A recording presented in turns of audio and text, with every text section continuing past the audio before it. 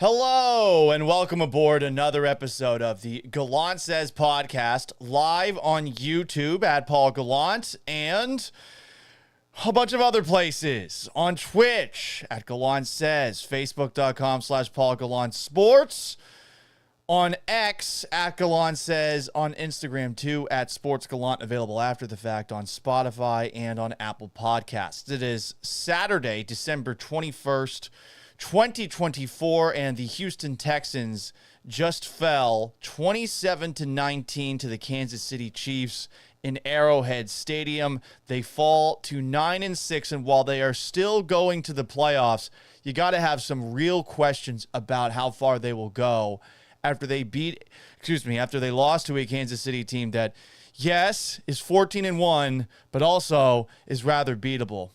Let's get it on. A radio show host in Seattle called Paul Gallant. Paul Gallant's wondering the same things a lot of people are. You are definitely living in the hindsight world today, Paul. Do you feel there's been a consistent theme with the interceptions? I think every interception really has a different story. I was just kind of curious what Paul gets to see. Grow, motherfucker. You kidding me? Paul Gallant, what the hell is wrong with you?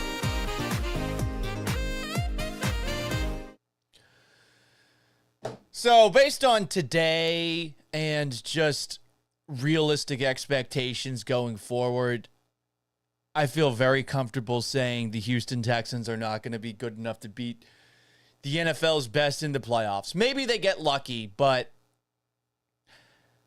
today, against a Kansas City Chief team that every Chiefs fan will tell you has looked beatable all year, did they ever really look like they had a chance to pull it off? And I know that they had a lead in the first half. And I know that after Tank Dell caught that touchdown pass from CJ Stroud, for a moment you thought to yourself, whoa, all right, they can punch right back. But then we see Tank Dell, how he reacts after making that catch, clearly suffering some sort of serious injury because of friendly fire. And then they missed the extra point. It felt like the Texans were never going to recover, and they didn't. The Chiefs had a couple of really methodical drives, the first of which they score a touchdown on. They don't even get to a third down. The second one, they drop a touchdown pass that would have officially iced it there, so they're only able to kick a field goal. It felt like this was a game that they could have won, and of course they didn't take care of it. Stan Durham comments on YouTube, so concerned about Tank Dell. Yeah, that didn't look good. If you saw the replay of the injury, I wish I had. I'm glad that Noah Eagle left that detail on the broadcast, that it is pretty graphic in nature. I watched it once. It looks like whatever the worst thing could happen to his knee happened. So we'll see what happens going forward. But, it sucks because he was having a good game. He was the best Texan today. He had a nice punt return. He nearly had 100 yards receiving. He, of course, makes that catch. He almost had another catch in traffic in the end zone. So bringing it back to where I was starting off this show, we probably already knew before that they were going to have a tough time beating a real team in the playoffs, but I felt like this was a day that they could have gotten it done. The offense had its moments, but for the most part, it was more of the same.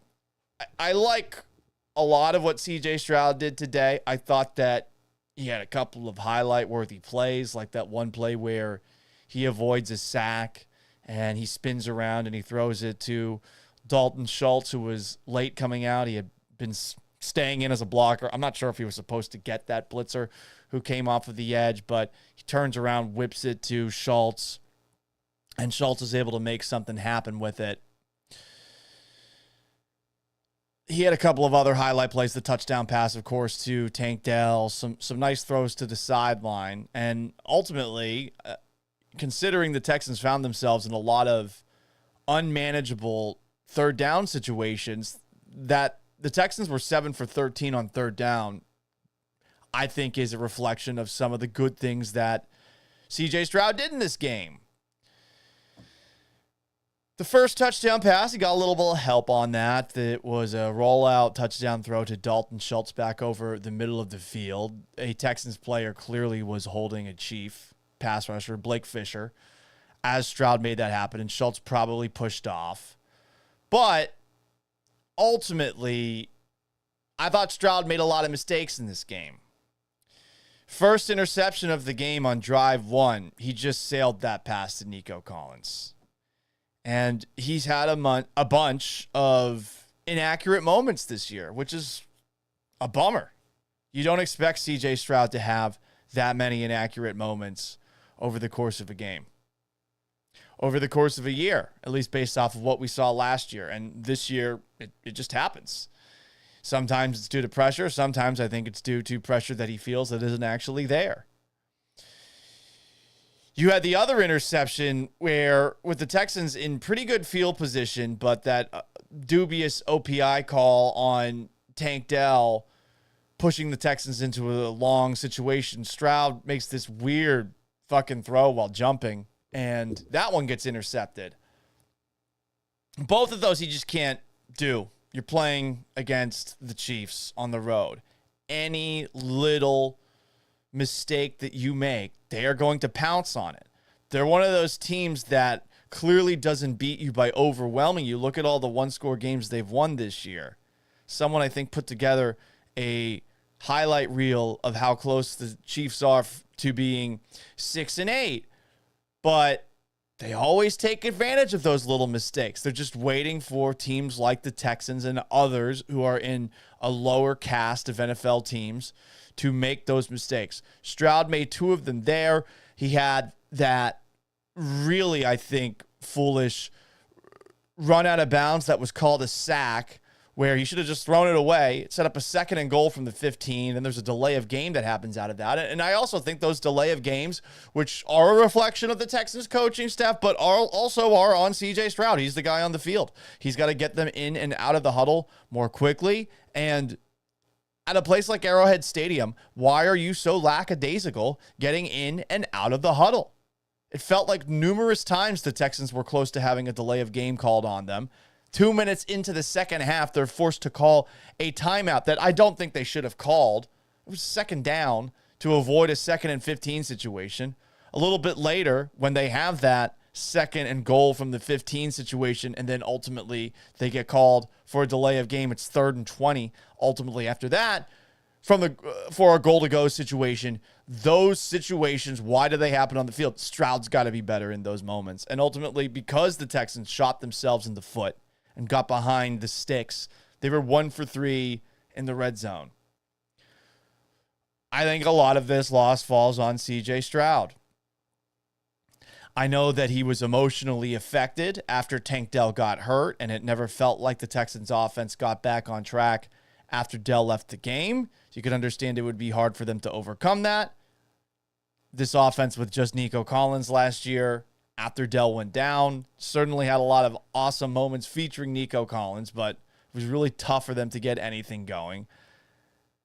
But Stroud, I thought, didn't play well enough to win here.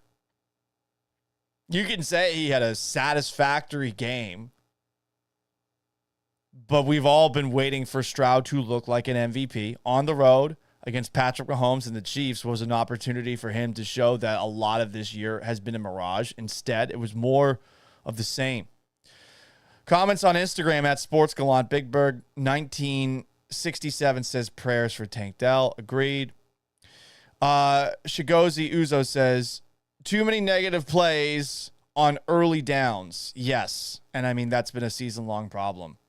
Why has the coaching staff not been able to get that corrected? F-Rod says the Chiefs are a 6-8 team that are 14-1. Go refs kingdom. Look, CJ Stroud got a touchdown pass thanks to help from the refs. I'm not going to get as pissy about the roughing the passer call that overturned what looked like at first glance a fumble return for a touchdown for the Texans. I think it's debatable whether or not Mahomes had possession of the football with his arm going forward, but I tend to think that he did have the ball in his hand with the arm going forward on that. I do think it was technically a forward pass. I fucking hate that roughing the passer gets called when a guy's hand grazes a face mask, especially when it doesn't affect the play at all. And that definitely gave the Chiefs some life in that drive. They ultimately go on to score a touchdown. But I more just have an issue with the fact that we've been conditioned as NFL fans to look for flags that aren't being called in a game that is inherently violent. I hate that that's what all of a sudden we now do when our team's quarterback gets tapped on the helmet, which protects their face and skull. We are like, oh, it's like, I hate that. I hate that we have gotten to that point. It is pussy mentality to have. Jeremy Trevino comments, the team is a reflection of D'Amico Ryans. D'Amico and Bobby Slowick are the biggest issues with the team. The recurring issues do have to fall at D'Amico Ryan's feet at some point, and I was one of the first ones to point that out. There was some pushback when I first put that out. I'm curious if the dialogue about the Texans going forward will change after what we saw today. Dead Shred 9 comments on YouTube. Shit was weak looking. We are a next season team no matter how this ends. I hope next season they're going to be closer, but you got to wonder now about the weaponry for CJ Stroud. And are you going to be investing in the offensive line in free agency and the draft? Are you going to be investing in the receiver position again? Do you bring back Stephon Diggs coming off of a torn ACL in his 30s? Is Tank Dell ever going to be the same player? These are questions you have to ask now, because I think Dell's going to be out for a significant period of time. And you always got to wonder if he's going to be the same coming back. I feel so bad for Dell. I really do. I mean, over the course of a year, you break your leg while blocking in a goal line situation where you probably shouldn't have been that close to all the action. You get shot, and then you do whatever happened to your knee right there. And it happens in a moment where a practice squad player accidentally is in the wrong place at the wrong time. I'm not going to get mad at that poor kid the way that some of you are.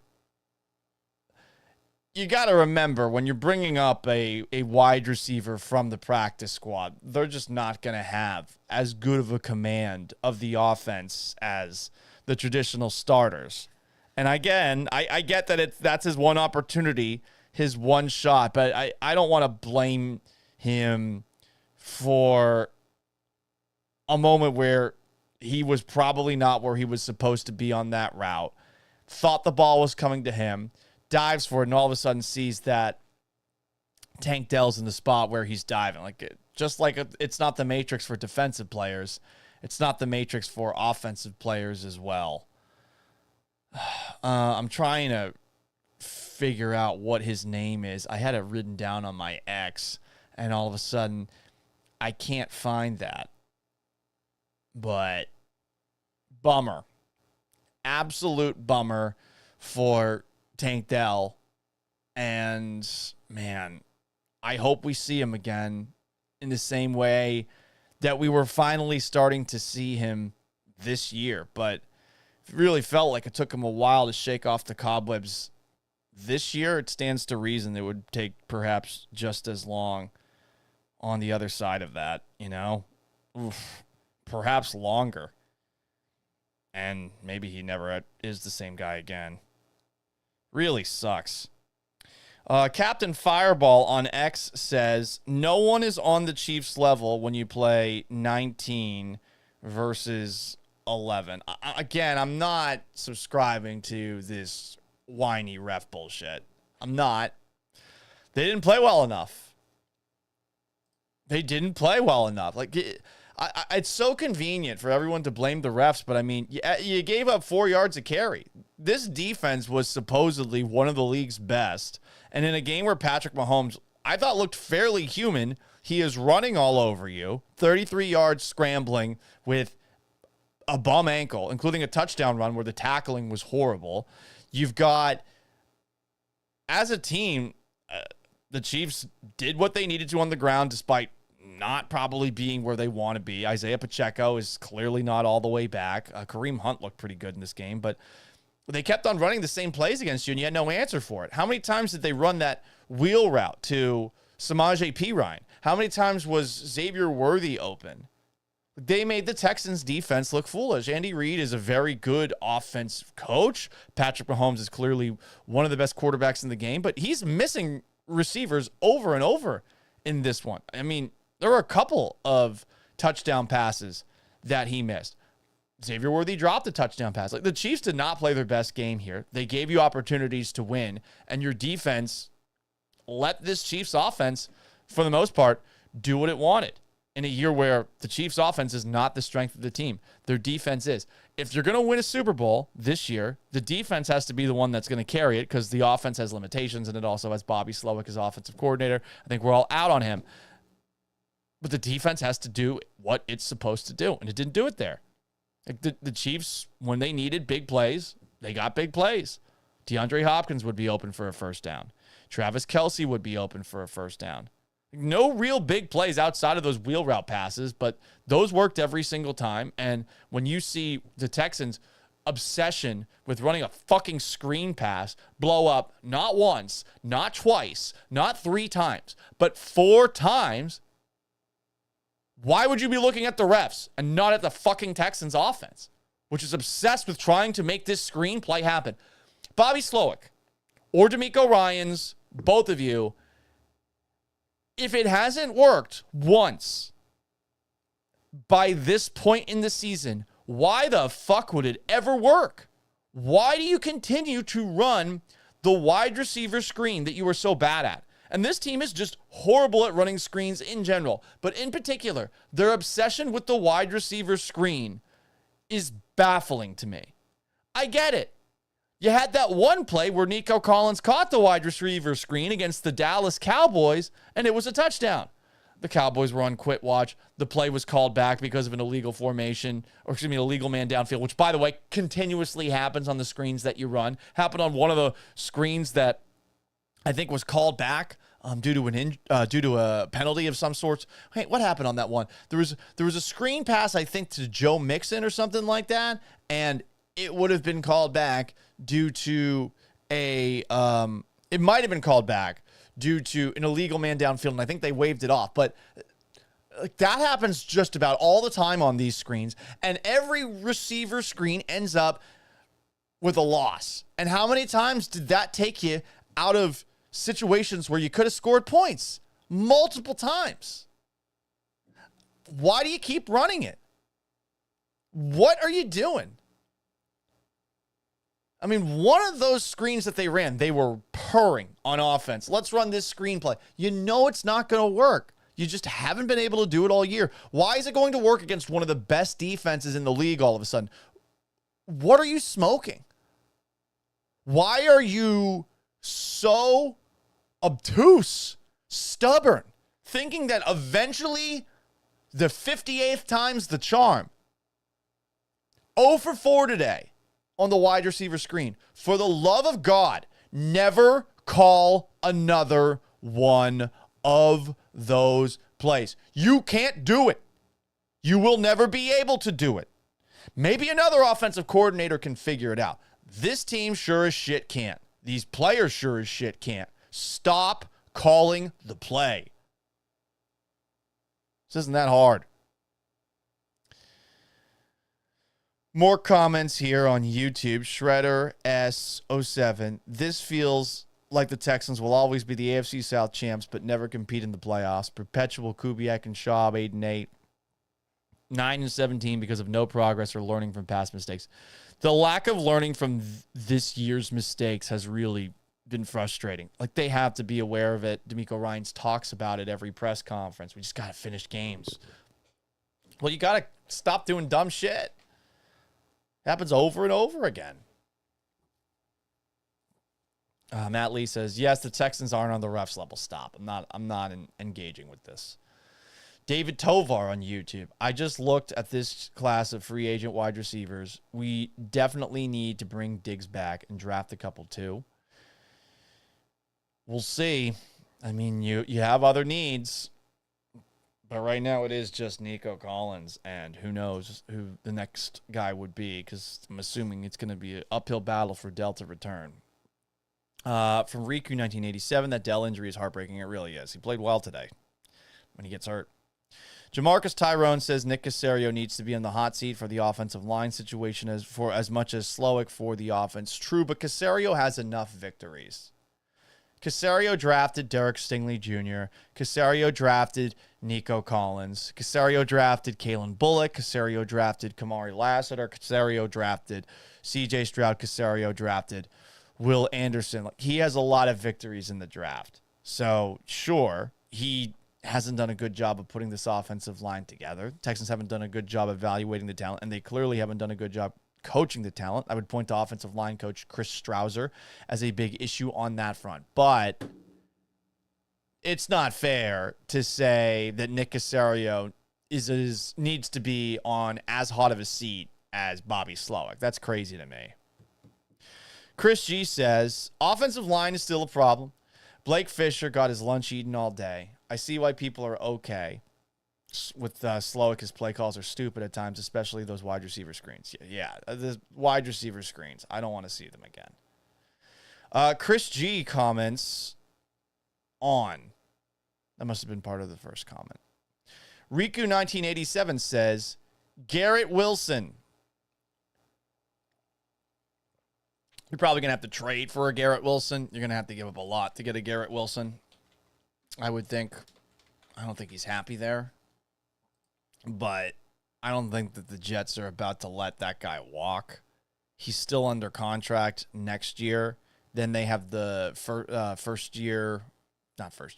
Then they have the first round draft pick, 5th-year option. So you're going to have to give up a lot to get him. And is it worth it to reunite him with CJ Stroud? I don't know. Probably not.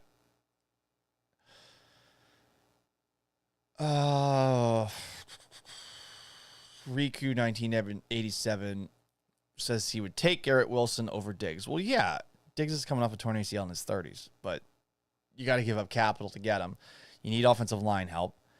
You need other things as well. But receiver is now a need for the Texans going into the offseason. Michael comments, poor Tank. Dude's just too small for the bigs. I hope he's going to be okay, but this could possibly end his career if it's serious enough.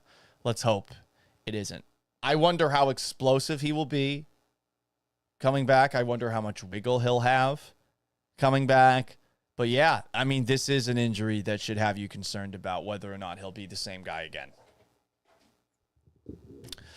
David Tovar comments, we should not want to give up the package it'll take to get Garrett Wilson and pay him. And just given the way the Texans operate, they seem to have their own rules. It seems that Nick Caserio doesn't give out contracts that are longer than 3 years. So with that in mind, I don't expect him to do that. I just don't think that they would trade for a receiver and sign him to the kind of deal that Nico Collins has. Because I don't think that they want to have a lot of the cap tied up in one position, especially since the big next contract for the Texans is going to be Derek Stingley, especially with the year that he's having. Efrod comments, Dalton Schultz has awful hands. Yeah, there's been some drops this year. And tight end's a problem too, partly due to injury. Going into the year, Brevin Jordan was hurt. I saw that they picked up off the street. Oh, man, I forget his name. Irv Smith, who has been on a bunch of teams. He's been pretty good with some of them. They have no depth at tight end, and with Kate Stover recovering from the appendectomy, I mean, you don't really have much. That's all you got. And you gave him that contract, 3 years, 24. I'm sure it's probably pretty easy to get out of that contract after this coming season. But, yeah, they need some help at tight end. Ty comments, Tank already seemed gun-shy. But, to be as explosive as he was last year. Gun shy, huh?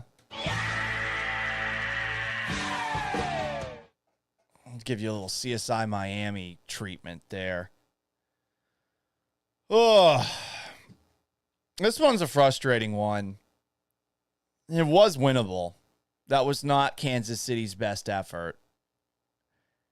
And, I mean, you protected CJ Stroud for the most part, but your inability to get to Patrick Mahomes is what cost you. Your pass rush is one of the league's best. And against an offensive line that's had to do a lot of shuffling due to injury, you couldn't create pressure enough on Patrick Mahomes to turn the tide. And I know there's the play that was the roughing the passer and the borderline fumble, and you could make the argument that that play should have been called. I think there was another sack of Mahomes, but there was a defensive holding downfield. But the defense today, I think, let down the Texans more than anything. That's the strength of this team, and a Kansas City offense that is having a down year and really struggled the last couple of weeks. Had a more complete effort against you than they have against most teams in the league, and you're supposed to be one of the best defenses in the league. And, I mean, both of these teams had very little to play for today other than pride and the fact that this is a nationally televised game. But I mean, the Chiefs have won 2 Super Bowls in a row. And I know that they have the ability to turn on the switch and be more focused in the playoffs. And it just felt like they were sitting back waiting for you to screw up. And that's what the Texans did today. Just enough to give Kansas City this W. I was wondering how long it was going to take to get this one. Riku1987 says, who's ready for Odell Beckham Jr.? Stop. The guy's washed. He's not good anymore. I know some people are probably going to say Deontay Johnson as well. I know many of you were perhaps pushing for the Texans to trade for him. Stop. Guy's not good. It's not good. Yeah. Odell Beckham Jr., as Michael points out, 9 catches for 55 yards for the year in 9 games. I'm surprised he's played 9 games to this point. Truly. Jeremy Trevino on YouTube comments, is CJ getting into the conversation of RG3 territory? What are you talking about? Let's take a step back. Huh? RG3 territory? First off, his knee needs to spontaneously combust. That hasn't happened. 2 totally different players. You need to have a meddlesome ownership that has a strong enough relationship with the quarterback that it seemingly alienates the head coach. And that's what you have with Daniel Snyder and RG3 with Mike Shanahan, the head coach of Washington back then. This is an extreme, I think, comparison to make. Stroud is struggling, though, in his second year. Is this a sophomore slump? It's 100% fair to say that. I didn't think it would be possible for him, and I think the idea of a slump happening just because it's your second year is a myth, but that's what's happening right now. It's weird that we talk about sophomore slumps as a very specific type of slump to the same degree that we talk about just all slumps in general. Maybe that's just how I feel conversation generally goes when it comes to that. But I feel like there are some out there who think, oh, well, it's his second year. He's going to struggle by default. And I don't know, maybe there's something to that. But that is what is happening with CJ Stroud. Today's performance featured some highlight-worthy plays, but he made a lot of mistakes. He got sacked a couple of times. That one sack where he ran out of bounds instead of throwing the football away made it more difficult for the Texans to score. He had that sailed pass on the first drive of the game. He had that jump pass while the Texans were on the Chiefs side of the field where he should have just taken a sack. Texans punt the ball. Chiefs in bad field position. He didn't do that. And I felt like the lackadaisical way with which the Texans went to the line of scrimmage that resulted in a couple of delays of games and also cost them an early second half timeout. I think that is at least partly on CJ Stroud, if not entirely. I think very often we get mad at coaches for delay of games. And I'll be mad at D'Amico for calling a timeout there. It's 2nd and 10. I take the 2nd and 15. Don't burn one of your second half timeouts less than 2 minutes in. Come on, what are you doing? So I feel like, though, it's more on the quarterback. The quarterback's the one that's getting the team to the line of scrimmage, breaking out of the huddle, and very often the Texans were cutting it close. Dumb thing to do at Arrowhead Stadium. That's a loud place to play. You got to get out of the huddle more quickly. More comments here. 3 interceptions by Stroud on the same post route to Nico Collins versus cover 2. That is a little concerning because that's one of those routes that's designed to beat cover 2. I don't know if you were able to see the defense that was being run without the benefit of that all 22 angle in today's game, but that has happened a couple of times. Michael says on YouTube, I'm just concerned about CJ Stroud getting gun shy back there. He already looks like it many times. I agree with you there. I agree. Feeling ghosts, probably too strong, but something's up. Like, that's just not the same poised guy that we saw last year.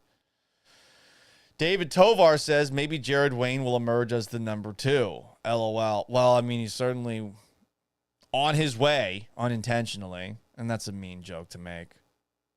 I feel bad for him. I really do. He didn't mean to do that. Don't be an asshole to him online. He's a practice squad player. You're in a spot in Kansas City where the ball's up in the air and you think it's coming to you. Of course you're going to think to dive for it. You don't know that Tank Dell's going to be right there and that you're going to just in a freakish of freak accidents, the most freaky of freak accidents, the freakiest of freak accidents, your body goes into his knee and just completely disintegrates it. Brandon Hallam says 3-game suspension for Jared Wayne. Oh, man. Well, Derek Barnett might get a 3-game suspension for slapping Patrick Mahomes, given the way that the league does seem to protect Mahomes in particular. Efrod says trade Laramie Tunsil and Titus Howard for wide receivers and draft picks. Well, I mean, you still got to replace those guys, and it's not easy to find tackles. You have tackles. You should keep the tackles, even if you're not thrilled with them, though. I wonder about Titus Howard's future. The guy's just not a good player. And, I mean, moving him over to left guard, the fact that that is an upgrade for you on the offensive line is certainly an indictment on Kenyon Green, who couldn't get on the field today despite a couple of injuries. Notice that. Blake Fisher got hurt. Zach Thomas came in, a guy who I think has, for most of his career, been an interior offensive lineman. And when Shaq Mason went down, Kendrick Green came in, not Kenyon Green. Brandon Hallam says Titus Mechie and a pick for Garrett Wilson. No way the Jets would say yes to that. Stop. Don't do dumb trades in the comments section, please. Can we not do that? Thank you. Riku 1987 says the offensive line is making CJ Stroud gun shy. It certainly feels that way. What's this push notification for? At least it's not the WNBA for a change. This one's for boxing. I can't pronounce this guy's name, but congratulations to Alexander Usyk. Final thoughts. They're not good enough to beat playoff teams. That's not changing. That's really all I got.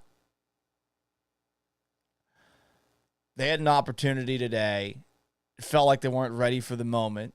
In spurts, as we have seen all year, they have looked impressive, but they have not been able to make those spurts last longer than a quarter. And I think that today the Texans foreshadowed how their season will eventually end.